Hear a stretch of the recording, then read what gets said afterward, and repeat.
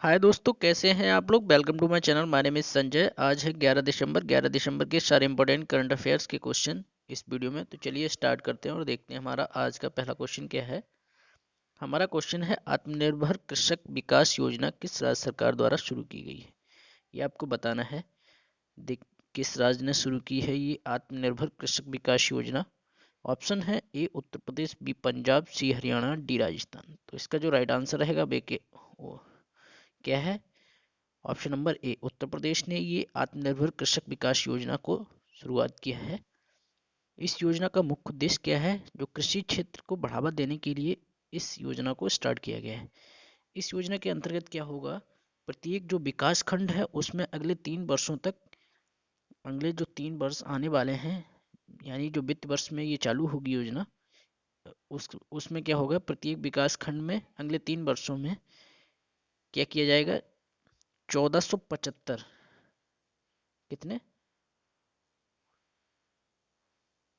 1475 किसान उत्पादक संगठन बनाए जाएंगे। क्या बनाए जाएंगे, एफपीओज। एफपीओज क्या होता है, फार्मर प्रोड्यूसर ऑर्गेनाइजेशन बनाए जाएंगे। कितने बनाए जाएंगे, 1475 अगले आने वाले 3 सालों में, जब से इसको स्टार्ट किया जाएगा। ये योजना चालू वित्त वर्ष से लागू की जाएगी। तो आप लोग याद रखिए, ठीक है। बात करें उत्तर प्रदेश की, तो उत्तर प्रदेश की जो राजधानी है वो क्या है, लखनऊ। और यहाँ की जो सीएम है वो कौन है, योगी आदित्यनाथ, बीजेपी के लीडर। और गवर्नर कौन है, आनंदीबेन पटेल। बात करें उत्तर प्रदेश के हाई कोर्ट की, तो हाई कोर्ट कहाँ पर है, इलाहाबाद में। और हाई कोर्ट के जो मुख्य न्यायाधीश हैं, उच्च उच्च न्यायालय के जो मुख्य न्यायाधीश हैं वो कौन है, राजेश बिंदल। नाम याद रखिए आप लोग, राजेश बिंदल। ठीक है, राजेश बिंदल जी हैं उत्तर प्रदेश के जो हाई कोर्ट के मुख्य न्यायाधीश हैं, वो कौन है, राजेश बिंदल। बात करें उत्तर प्रदेश में कुछ और भी योजनाएं स्टार्ट की गई थी, उनके बारे में देख लिए। जैसे एक थाली एक तरकारी योजना, ये भी उत्तर प्रदेश सरकार की योजना है। और मुख्यमंत्री माटी कला रोजगार योजना, ये भी उत्तर प्रदेश की ही योजना है। ठीक है, तो ये भी आप लोग याद रखिए। समर्थ योजना भी उत्तर प्रदेश की योजना है। तो ये सब उत्तर प्रदेश से आप लोग याद रखिए। देखिए, कुछ दिन पहले ही उत्तर प्रदेश में हुनर हाट का भी आयोजन हुआ था। तो ये इंपॉर्टेंट क्वेश्चन है, हुनर हाट का आयोजन कहाँ हुआ था, उत्तर प्रदेश में ही हुआ था। ठीक है, वो भी आप लोग याद रखिए। चलिए नेक्स्ट क्वेश्चन देखते हैं। हमारा अगला क्वेश्चन क्या है, हमारा अगला क्वेश्चन है, भारत कब तक अपनी अंतरिक्ष स्टेशन स्थापित करने की योजना कर रहा है या बना रहा है। देखिए, अंतरिक्ष स्टेशन क्या होता है और अंतरिक्ष स्टेशन क्यों बना रहा है भारत, ये सब चीज़ के बारे में जानकारी करेंगे इस क्वेश्चन में। पहले तो ये बताइए इसका आंसर क्या रहने वाला है, कब तक करेगा। ऑप्शन है ए 2025, बी 2030, सी 2040, 2050, डी। तो इसका जो राइट आंसर है वो क्या है, ऑप्शन नंबर बी, यानी 2030 तक भारत अपनी अंतरिक्ष जो स्टेशन है, स्पेस स्टेशन, उसको बना लेगा। बनाने की योजना बना रहा है या बना ही लेगा। ठीक है, ये एक टारगेट है 2030 तक का। क्योंकि 2023 में भारत अपना गगनयान जो मिशन है भारत का, वो मानव मिशन है, 2023 में उसको लॉन्च करेगा। ठीक है, तो ये भी इम्पोर्टेंट है। अगर वो सफलतापूर्वक लॉन्च हो गया, उसके बाद बहुत सारी जो रास्ताएं हैं वो साफ हो जाएंगी और भारत अपना स्पेस स्टेशन बना लेगा। अब देखिए, अंतरिक्ष स्टेशन होता क्या है। जैसे क्या होता है कि एक रेलवे स्टेशन होता है, वहाँ पर रेलवे गाड़ी आती हैं और यात्री उस पर चढ़ते हैं। सेम एज क्या है, जब हम स्पेस में जाते हैं तो जो भी क्या बोलते हैं, साइंटिस्ट जाते हैं, जो भी स्पेस यात्री जाते हैं स्पेस में, तो उनको रुकने की एक अस्थायी व्यवस्था को क्या बोलते हैं, स्पेस स्टेशन बोलते हैं, अंतरिक्ष स्टेशन बोलते हैं। ठीक है, तो वो आप लोग याद रखिए, अंतरिक्ष यात्री का निवास स्थान भी बोल सकते हो। ठीक है, तो ये होता है अंतरिक्ष स्टेशन। तो इसका जो कार्य है वो कब तक होगा, 2030 तक। ठीक है, गगनयान की सफलता के साथ। और ये जो न्यूज़ दी है ये किसने दी है, ये बताया है हमारे पृथ्वी विज्ञान मंत्री जितेंद्र सिंह ने बताया है इस न्यूज़ को, कि गगनयान की सफलता के साथ ऐसा किया करने वाला भारत चौथा देश बन जाएगा। क्योंकि इससे पहले सोवियत, रूस, अमेरिका, चीन पहुंचा चुके हैं अपनी स्थापित कर चुके हैं अपना स्टेशन, और भारत ऐसा करने वाला चौथा देश बन जाएगा। ठीक है, अब थोड़ा इसकी हिस्ट्री पे बात कर देते हैं।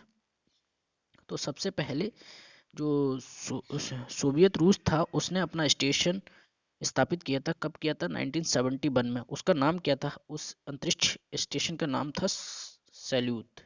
क्या नाम था? सैल्यूट। सैल्यूट, ठीक है, ये नाम था। 1971 में उन्होंने भेजा था। इसके बाद अमेरिका ने 2 साल बाद स्काई लैब को अपना स्टेशन बनाया था। स्काई लैब के नाम से अपना स्पेस स्टेशन बनाया था, ठीक है। तो ये भी आप लोग याद रखिए। बात करें इसकी, जो गगनयान भेजा जाएगा वो किसके द्वारा भेजा जाएगा? अपने जो भारतीय अंतरिक्ष अनुसंधान संस्था संगठन है, ISRO, Indian Space Research Organisation, इसके द्वारा इसको भेजा जाएगा। तो इसकी भी बात कर लेते हैं। जो इसरो है, इसरो की स्थापना कब हुई थी? ये आप लोगों को याद रखना है, क्योंकि इस स्थापना अक्सर एग्जाम में पूछ दी जाती है। तो इसकी जो स्थापना हुई थी 1969 को हुई थी, 15 अगस्त। कब हुई थी? 15 अगस्त 1969। देखिए 15 अगस्त 1969 को इसकी स्थापना हुई थी, ठीक है। चेयरमैन अभी कौन है? के शिवान इसके चेयरमैन हैं इसरो के, और हेडक्वार्टर बेंगलोर में है, ठीक है। तो आप लोग इसरो से ये चीज़ें याद रख सकते हैं। नेक्स्ट क्वेश्चन देखते हैं। हमारा अगला क्वेश्चन क्या है? हमारा अगला क्वेश्चन है राष्ट्रमंडल भारोत्तोलन चैंपियनशिप 2021 में पुरुषों की 55 किलोग्राम, ये प्रोग्राम नहीं है, ये क्या है? किलोग्राम है। स्नैच श्रेणी में स्वर्ण पदक विजेता कौन बने हैं? स्नैच श्रेणी, ठीक है। ये किलोग्राम नहीं है, प्रोग्राम नहीं है, केजी है। क्या है? केजी, 55 किलोग्राम में।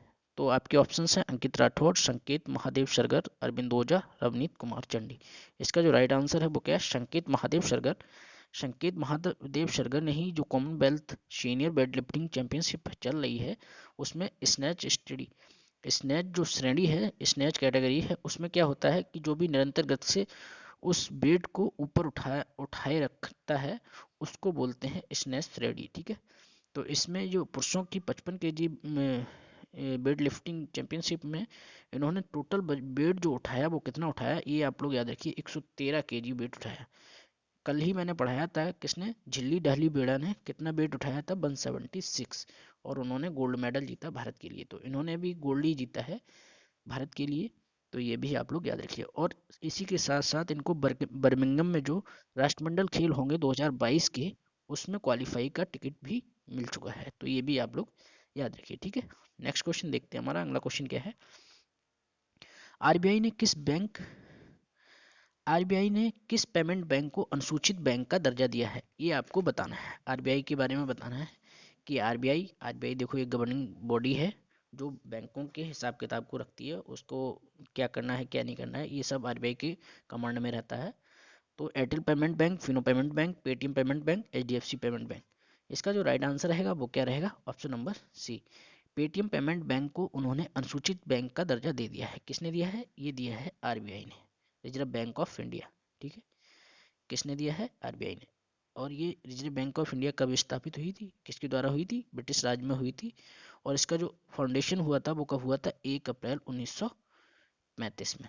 फाउंडेशन डे या स्थापना दिवस हर किसी का आपको याद रहना चाहिए, क्योंकि किसी भी गवर्नमेंट एग्जाम में ये पूछ दिया जाता है। 1935, 1935 1 अप्रैल, ठीक है, को स्थापना हुई थी आरबीआई की। और आरबीआई के अभी प्रेजेंट गवर्नर कौन है? शक्तिकांत दास, ठीक है। ये भी आप लोग याद रखिए। हेडक्वार्टर कहाँ पे है आरबीआई का? आरबीआई का हेडक्वार्टर है मुंबई में। कहाँ पर है?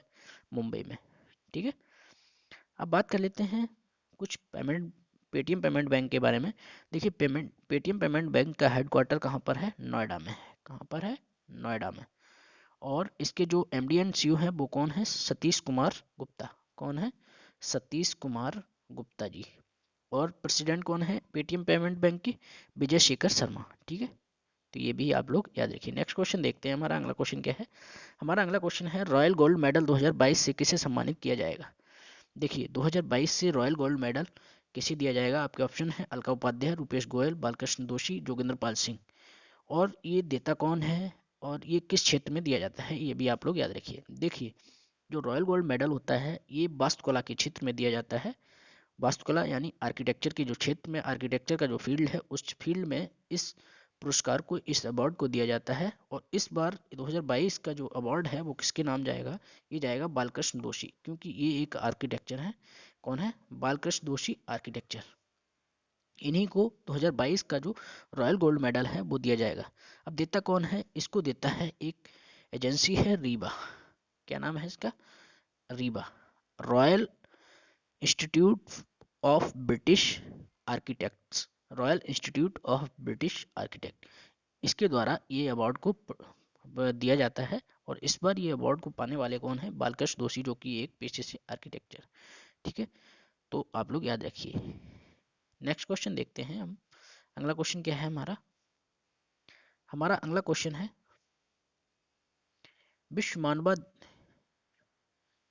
विश्व मानवाधिकार दिवस कब मनाया जाता है? आपके ऑप्शन हैं 5 दिसंबर, 9 दिसंबर, 10 दिसंबर, 11 दिसंबर। तो इसका जो राइट आंसर रहेगा वो क्या रहेगा? Option number C. क्या रहेगा? Option number C. यानी 10 दिसंबर को हम हर साल क्या मनाते हैं? विश्व मानवाधिकार दिवस, यानी ह्यूमन राइट्स डे मनाते हैं, वर्ल्ड ह्यूमन राइट्स डे। ये इंडिया का नहीं है, ये पूरे देश के हैं, सभी देशों के लोग इसको सेलिब्रेट करते हैं। और क्यों किया जाता है इसको? देखिए, अपने भारतीय संविधान में भी जो मौलिक अधिकार हैं, फंडामेंटल राइट्स हैं, उनके बारे में बहुत सारे लोगों को सही जानकारी नहीं है। कुछ लोगों को अभी भी अपने अधिकारों के बारे में उचित जानकारी नहीं है और वो इन अधिकारों से वंचित रहते हैं। तो ये हम सबका एक दायित्व बनता है कि जिसको अधिकार नहीं पता है उसके अधिकारों के लिए उन्हें बताएं और अपने अधिकारों के लिए खुद भी लड़ना सीखें। ठीक है, तो ये जो बिल पास हुआ था यूनाइटेड जनरल असेंबली में, कब हुआ था? 1948 में। ठीक है, लेकिन इसको हम सेलिब्रेट कब से करते हैं? 1950 में, जब हमारा देश आज़ाद हुआ था। उसी टाइम पे हम इसको सेलिब्रेट करते हैं, जब हमारा कॉन्स्टिट्यूशन बना था। तो 1950 से हर साल इस डे को सेलिब्रेट किया जाता है। तो ये आप लोग याद रखिए। ठीक है, और अपने अधिकारों की हमेशा रक्षा करिए, अपने अधिकारों के लिए लड़िए। ये हर एक इंडिविजुअल का हक होना चाहिए अपने अधिकार के लिए। और अपने अधिकारों को सबसे पहले जानने की बहुत सोच वो होनी चाहिए, क्या बोलते हैं, डिटर्मिनेशन होना चाहिए, दृढ़ निश्चय करना चाहिए कि अपने जो अधिकार हैं उनके बारे में अच्छे से जानकारी होनी चाहिए। ठीक है, चलिए नेक्स्ट क्वेश्चन देखते हैं। हमारा अगला क्वेश्चन क्या है? हमारा अगला क्वेश्चन है, किस राज्य ने सीनियर महिला राष्ट्रीय फुटबॉल चैंपियनशिप का खिताब अपने नाम किया है? देखिए, फुटबॉल चैंपियनशिप का महिला का है, तो आपको बताना है। ऑप्शन है असम, मणिपुर, केरल, झारखंड। ठीक है, नेक्स्ट इसका जो राइट आंसर रहेगा वो क्या है? Option number B, Manipur. Manipur जो सीनियर महिला राष्ट्रीय फुटबॉल चैंपियनशिप उन्होंने अपने नाम किया है। ये किसको हरा के? ये हराया था रेलवेज को। किसको हराया? रेलवेज को। ये जो इसका जो फाइनल आयोजन हुआ था वो कहाँ पे हुआ है? केरल के कोकड़ी जोड़, केरल का कहाँ पर हुआ? केरल के कोकीझोड़ जो IMS स्टेडियम है उसमें इसका आयोजन हुआ था। कोझिकोड, क्या नाम है? कोझिकोड के IMS स्टेडियम में इसका आयोजन हुआ था, जिसमें मणिपुर ने रेलवेज को हराकर इसको अपने नाम किया। 2021 का जो ये खिताब है अपने नाम किया। ठीक है, और फुटबॉल की बात करें तो फीफा वर्ल्ड कप के बारे में हमेशा कुछ बातें याद होनी चाहिए।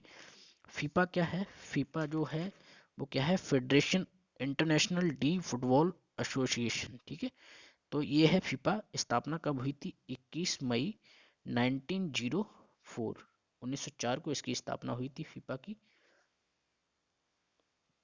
1904, 21 मई। ठीक है, अभी जो हेडक्वार्टर है इसका वो कहाँ है?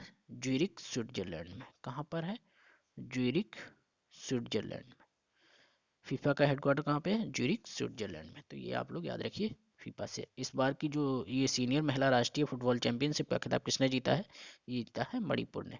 किसको हराया? रेलवे को हराया। ठीक है, बात करें मणिपुर की तो मणिपुर की जो कैपिटल है वो क्या है? इम्फाल। और मणिपुर के जो CM है वो कौन है? एन बीरेन सिंह। गवर्नर है लॉ गणेशन।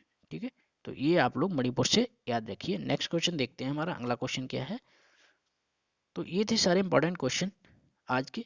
वीडियो अच्छा लगा हो तो अपने दोस्तों से शेयर करें। चैनल पर नए आए हो तो प्लीज़ चैनल को सब्सक्राइब करें। Thank you, take care.